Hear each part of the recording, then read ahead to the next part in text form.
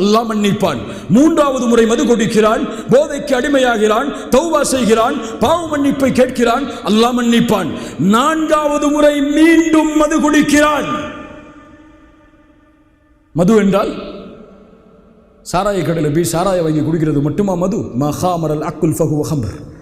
எதுவெல்லாம் மூளையை மயக்கடிக்கிறதோ எல்லாம் மது.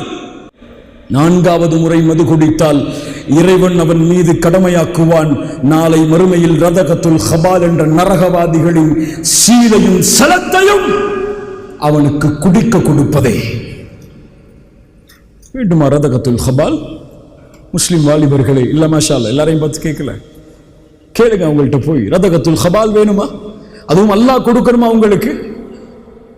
யா அல்லாஹ், இவ்வளவு பெரிய மோசமான செயல்கள் எல்லாம் இன்று சர்வ சாதாரணமாக மாறிவிட்டது.